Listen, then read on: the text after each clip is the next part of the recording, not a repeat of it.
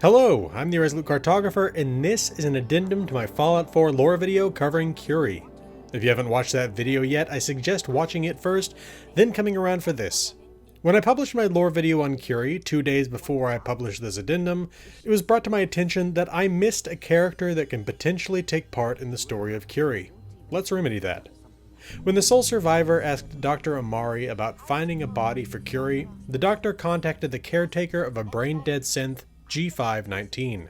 Depending on how far the sole survivor has progressed within the Railroad faction's questline, this caretaker could have been one of two people.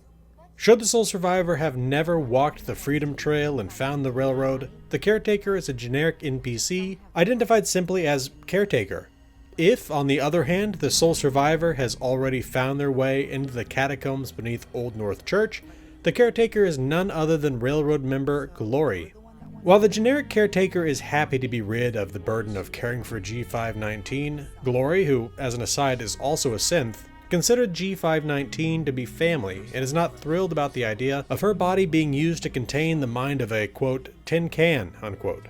If the sole survivor is persuasive enough, Glory can be talked into supporting the plan. If the sole survivor is less successful in this persuasion, Glory goes along with the plan unhappily. We come to the next difference in the story when we consider how the caretakers act once the procedure is underway.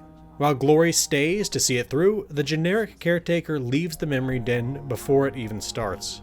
Once the procedure is complete, if Glory was persuaded to support the plan, she tells the sole survivor that she hopes something of G519's left behind, and she seems hopeful that Curie will help the world with her medical knowledge. If, on the other hand, she was unsupportive of the plan, she leaves in disgust, regretting having allowed the sole survivor to take advantage of G519's body. There's even different dialogue depending on the sole survivor's relationship with the Railroad. If the sole survivor has only just made contact with the Railroad and not yet joined it, Glory suggests that the sole survivor go help Deacon with the raid on the switchboard. Should the sole survivor already be a member of the Railroad, she says, "See you back at HQ." Strangely, this conversation ends the same regardless of how well Glory knows the sole survivor. Even after having worked together in Malden Center Station, this conversation remains unchanged. With all that said, I have a few things to say about this content. First, I have a correction for my first video on this topic. I said that G519 didn't have a family. Glory makes it clear though that this is not necessarily the case, as she considered G519 to be family. Though what I said is not technically wrong, we can't ignore the fact that G519 and Glory were close, and that if there was anyone that had the right to sign over consent on her body, it was Glory. Second, the fact that there are two versions of the caretaker doesn't really make any sense. If Glory is supposed to have been as close as she was with G519, shouldn't she have been with her regardless of whether or not she'd met the sole survivor? Lore-wise, it doesn't make sense. In terms of gameplay, there's no reason that Glory couldn't have been there with the generic name of Caretaker.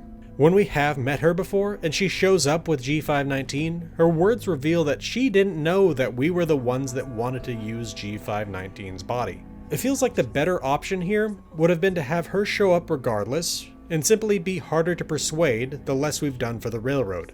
It could have been handled on the other end when we normally first meet her, with her recognizing us. Lastly, I want to thank my subscriber and patron, Jill AWS, for pointing out the fact that I'd missed Glory's role in this content. I've completed this quest, Emergent Behavior, at least a few times since Fallout 4 launched in 2015, and I had a vague feeling that I was forgetting something related to this content, but I couldn't place it. Let this be an open call to all of you. If you see that I've missed something, let me know. If it's something big enough, I'll make an addendum video such as this, and I'll thank you for letting me know. I want my lore videos to be as accurate as possible. Sometimes I miss things. Alright, well that'll do it for this addendum. This has been the Irresolute Cartographer. Thanks for watching. I'll see you again next time.